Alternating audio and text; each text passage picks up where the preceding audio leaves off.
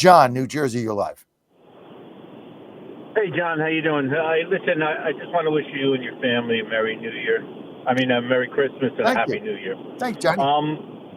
You got it. You're the most important radio show on in this country in the morning. Thank you, John. I have just had a couple questions for you. I just wanted your opinion because I'm just thinking, how are you? And it has nothing to do with what you were talking about this morning. I apologize. How are you feeling about, because I'm not feeling very good, or I'm just not maybe understanding, how are you feeling about our leadership at the RNC and RCC? Like, I felt really good going into 2024 with Trump, with Lara Trump in there, like, with the election integrity. I'm just not feeling it. My opinion is we should have at least a part of it, like a Mark Mitchell or a Richard Barrett, somebody that really understands the base, the polling. I don't understand why they're not recruiting these people into our apparatus, but I'm just wondering, because you're a little bit more in tune with this stuff, so I was wondering how you're feeling about the leadership in the, Republican organizations right now that are going to be on the ground. Well, I love my chairman of the DC GOP, Patrick Mara, who's going to be with me from 8 to 10.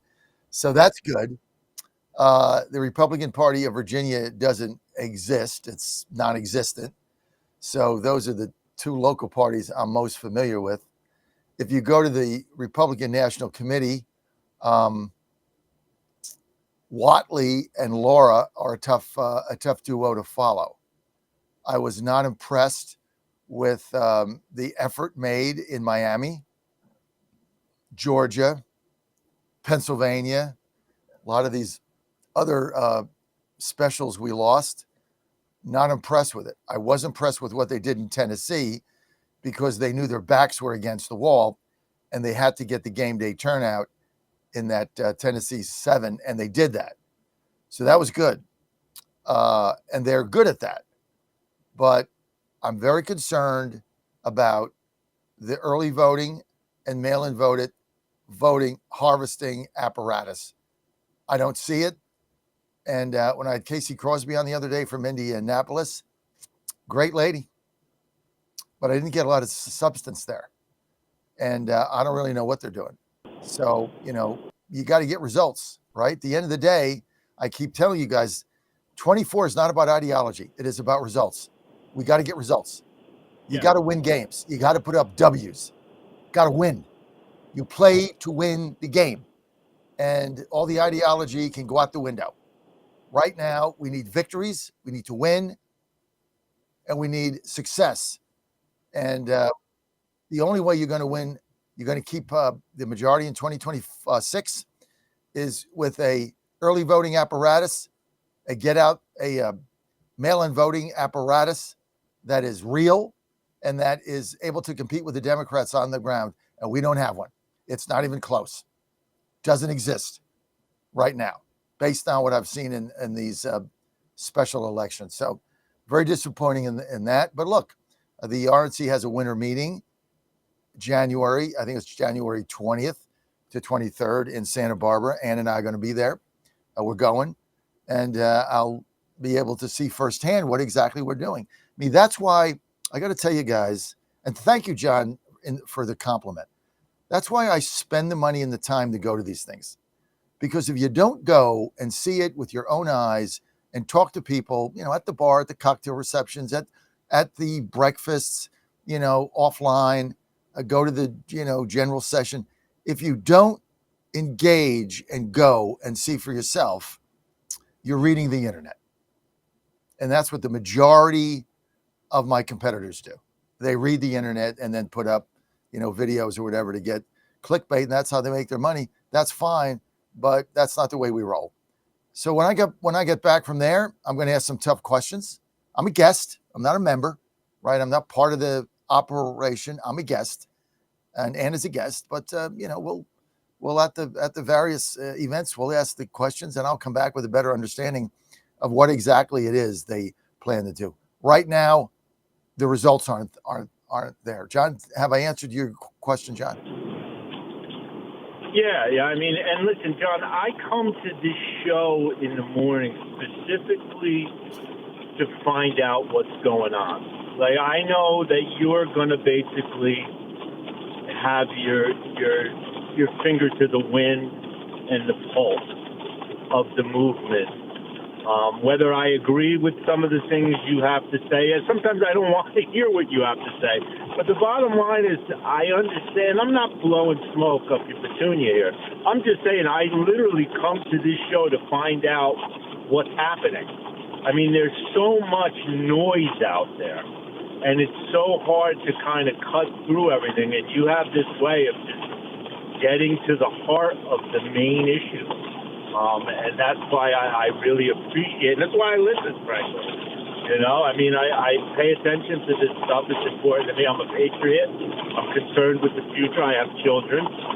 And, you know, this is a Marxist color revolution. I mean, I don't think people really understand in its core what we're up against here. And I think you understand that. And that's why I think you shoot straight from the hip. So it's a communist takeover. Thank you. This is a communist takeover. I mean, AOC the other day, and you know, you guys have been laughing at her. She is going to be the Democratic nominee for president in 2028. Number one. Number two, she is going to win a lot of states. She is no joke. You think she is? You're sadly mistaken. She said the other day, yeah, if I run for president and it's me or J.D. Vance, I'll crush him. She said it's going to be one of the biggest landslides in history. He'll get crushed by me.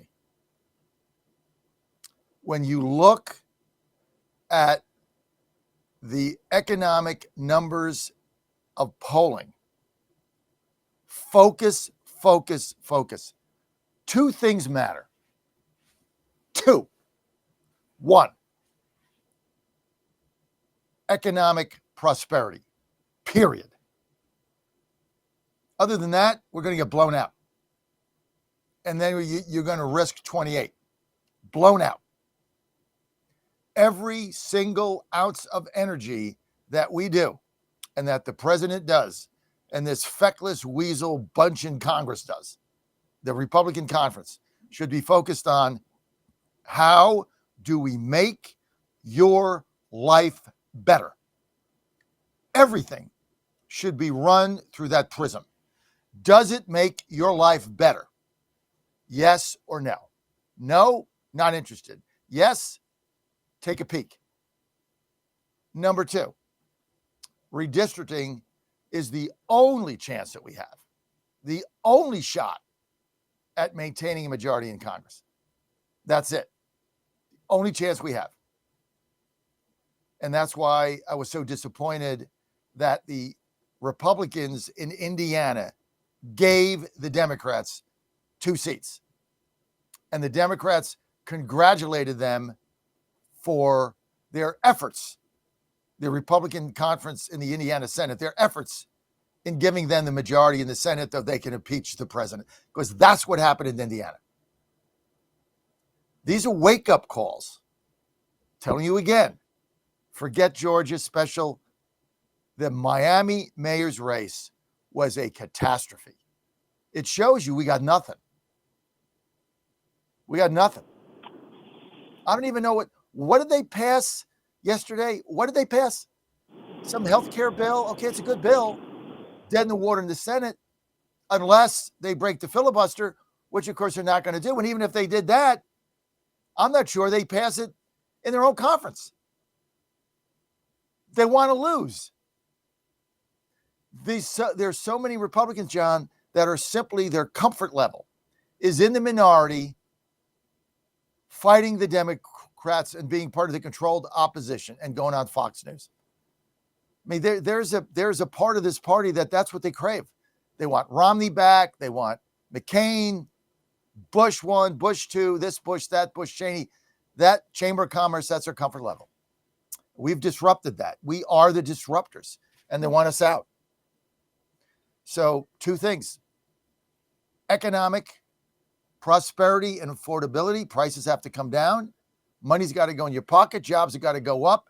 H-1B visas are a scam and got to go. Focus and redistricting. Only when we hold power. Florida, get it done. Missouri, get it done. North Carolina, got it done. And then we got to get SCOTUS to get it done and get rid of these minority, three times the charm, Michael, minority majority districts, which will pick up 12, 15 seats. And then we can have a net gain of 15 seats that we can win. And now we have a fighting chance. It's not guaranteed. The election were held today, John. You're going to lose about 30 seats, some of them in very red Trump areas, because we have no freaking message. None. President Trump started it Wednesday. He'll capitalize on that in Rocky Mount today, tonight at 9. Inflation numbers were good, so that's a good sign. We got to get off of Israel. We got to get off the Jews. We got to get off of Ukraine.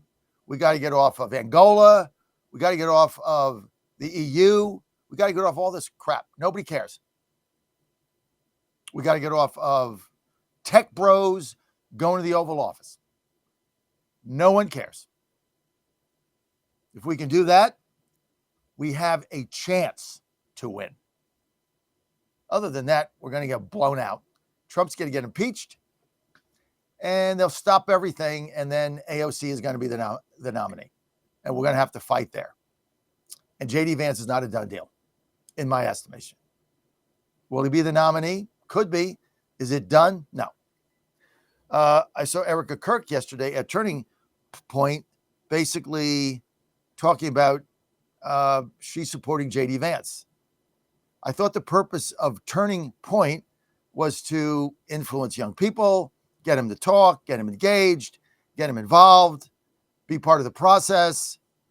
Now we're endorsing presidential candidates 2.5 years out. It's just, I don't know, dude. I don't know. We'll see what happens. John, thank you. My best to Michelle. John, you want to say anything else? No, that's it. I mean, listen, when I was a boy and I was asking my mother about politics, I said, what is all this? The one thing that she said that, I'll never forget it. I must have been 6-7 years at the time. People vote with their wallet. And I think really people have to understand it's very frustrating with Trump. But, listen, you can't bet against this guy. Look what he's come back from. The one thing he understands above all, ideology aside, you could have the greatest ideas in the world. If people aren't comfortable living a good life and have a couple bucks in their wallet, you ain't winning anything. So people have to sometimes, understand that, put ideology on the side. If he's not sitting in that oval, we have nothing. And he understands that above anything. And I think that drives some of his decisions because he gets it. And that's why I love my president. And that's why I love my country. Anyway, Johnny, Happy New Year. Merry Christmas to you and your family. I love the radio station. I love you. Everything about JFK. John Fredericks Radio. Spread the word. And my best to your wife, Michelle. Merry Christmas to you and to your family, Johnny. Rob in New York, line 2. Robbie, you're live, bud. Good morning, John. I want to echo John from New Jersey by saying that's the same reason why I tune in the morning when I'm getting my teenagers ready for school. You just tell us the unvarnished truth. I want to know what's going on. Love your read, and your batting average is really high. Thank you. Second thing I want to say, you're welcome. Second thing I want to say is great points, because we see the pivot now with Trump and what he's talking about. That speech the other night was great. But you're right. This Republican Congress is lost. I mean, don't get me wrong. I think, not having, brutal genital mutilation of children, that's an important issue. But right now, it doesn't rank as high as the economic issues. So all this nonsense of which I keep saying, and you keep saying, other people keep saying, we're getting distracted by stuff that's not going to get us to the midterms. Focus, And focus, focus, focus. The you know, only way you win when you're down is by intensifying your focus. This is what leadership is. This is the only way. and that's I've been through a lot of in my life. Excuse the expression. A lot of bad stuff. same here. Okay. And Same as and that's many of my listeners right now. Larry almost died. That's bad stuff. Okay. A lot of us have been through some bad stuff. And you learn a lot at 67. And you learn that when things get really bad and you've got to turn it around, intense focus becomes your greatest weapon and ally. And that is what we need here. When you start getting all over the board and all the stuff's going on, you know, Susie Wiles, Vanity Fair, like stop, okay? Focus on getting this done. The more intense your focus and is, that's the better chance you have of digging yourself out of this hole, Rob. and I don't understand why that's such a hard point that for them to comprehend, because like you said, we all go through it. I'm 50 years old, and I had to rebuild some stuff business wise. You do it because it's either that or I'm eating out of a trash can. Bingo. So that's the decision. And many Americans across this great country of ours go through that. It's not just me in New York or you down in DC or John in Jersey or some of the other great people who call in.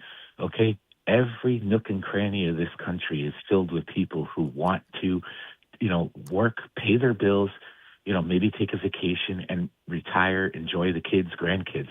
Okay. They're not interested in all this nonsense. And I don't understand why we can't convey that message. And the third point is, and this is the thing I keep telling my friends up here, if we don't get our arms around early voting, whether if it's mail-in or in person, we are going to get our asses handed to us because people want that, and especially Democrat voters. Okay? We got lucky in Tennessee 7. I keep saying that. Yeah, we got lucky because that day. We know how to get out to vote on game day. See, we got that nailed. We're good at that.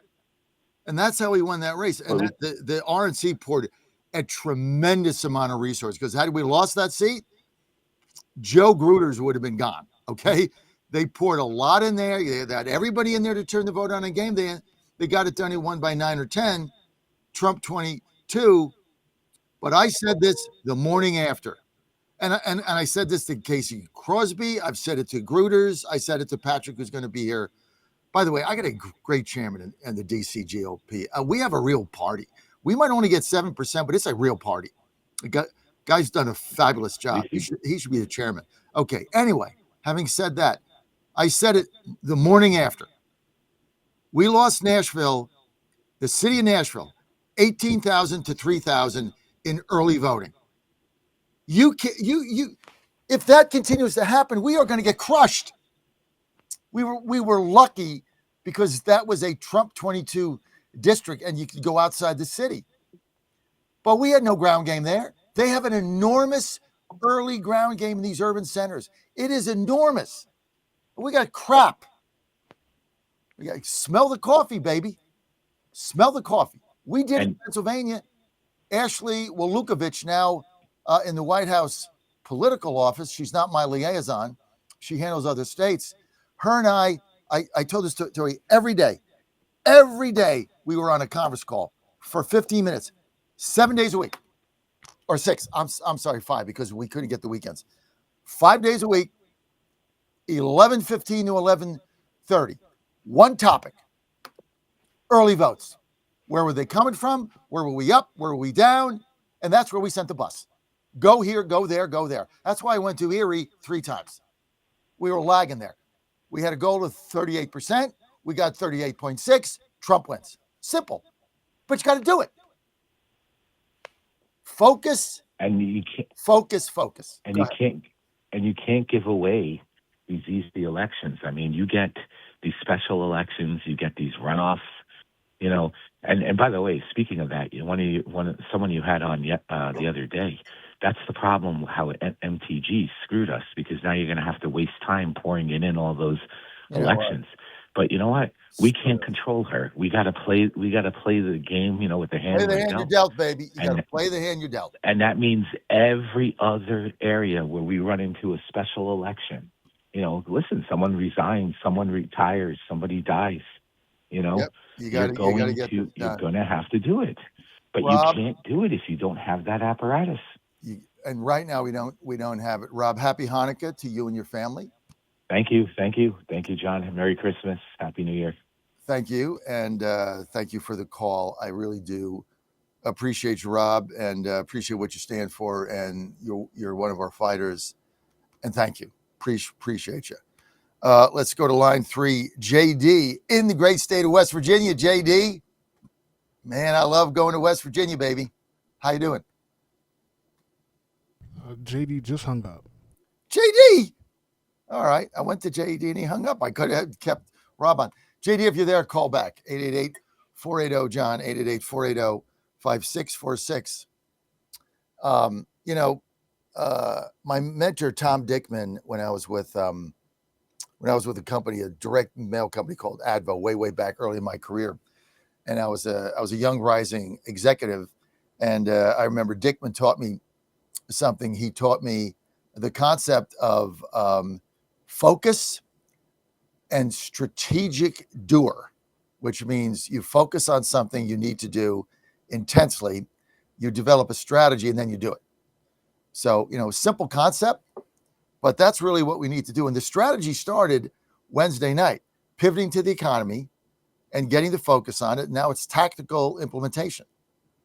And I want to know, when I go to Santa Barbara for the RNC winter meeting in January, my question is going to be, what is our ground game for early voting in urban areas? What is the ground game? They have one. We don't. I haven't seen it. What's Turning Point going to do? We got a lot of grift going on, guys. It's a lot of grift going on. And when you get in power, it's a lot of grift. The Democrats are motivated. They're energized. They have money. They pay people. We don't want to pay them. We're looking for volunteers. They pay people. These are paid ground gamers. And they're getting better and better and better with the targeting and everything else. They know who to target. They know where the early votes are. They know how to get the mail-in ballots back. They're very good at it. And they're getting better. And we're nowhere. And that's my number one concern. If somebody said, what is keeping you up at night, that would be at 888-480-JOHN, 888-480-5646. So tonight, we'll see what the president does. I'm hoping that he continues to talk about the economy and the good things that the good inflation report that came out. But also, I'm hoping that, like when he went to Pennsylvania, said affordability was a hoax.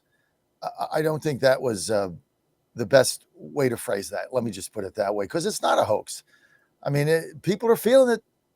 You're feeling it. And we got to get this inflation down. We got to get interest rates down. We got to build prosperity. We got to get jobs. And we got to make our young people feel like they've got a future. They did in 24. They voted for us, and now they don't. And it turned like that. This is what happens with the economy. People can turn on a dime. And yeah, you solve the wars and you solve this and there's peace in Israel, whatever it is. No one cares. When you can't get a job and you can't put food on the table, right? Or things are tight. Like I think it was Cindy called the other day, said, I'm waiting for my paycheck. I have $15 on my account to my name. I got to get through the next 3 days. Good thing my Metro card is good. Good thing I got food in the refrigerator. You got, pack a little brown bag of peanut butter sandwich. When people are in that position, I mean, they're going to vote you out. And you couple that with all the illegals that are here that are voting to get money. Basically, what was it? I think it was the French philosopher Robespierre. I think this was him. He said, yeah, you're your democracy thing, your republic thing, that's a pretty interesting idea. Until the people that haven't produced anything realize that they can vote to get your money. And as soon as they do that, you will fail. Now, that was 250 years ago or so, but that day's coming. Somalians have figured out, move to Minneapolis, register yourself to vote. Doesn't matter if you're legal or not. Nobody's going to challenge you. Lie on the box, register yourself to vote, get an 80, 90,000 vote block, control every apparatus of government, and then steal everybody's money. And then vote for the Democrats that are going to allow you to keep going on welfare and stealing their money. 87% of Somalians in Minnesota, 87% are on some kind of a government check program. Welfare, food stamps, EBT, Medicare, you name it. 87%. Come here, vote the Democrats in, steal their money, get money from the taxpayer, keep voting them in, because we're going to vote your money to us. This is where we're at. This is a stark wake-up call. We'll see what happens tonight. We'll see what happens as we go forward with the president. And hopefully, we can show some empathy here. But listen, I'm the MAGA Mandani. I get it. I understand why Mandami got over 50% of the vote. You can fight it. You got to get this. I live in the world we're in, not in what you would like it to be. So one of the lessons you learn from coaching basketball, I used to tell my kids, you got the clock and you got the scoreboard. Those are the two things you got. Clock says how much time you got. Scoreboard says you're getting your ass kicked. That's it. Look at it. There it is for everybody to see. Nowhere to hide.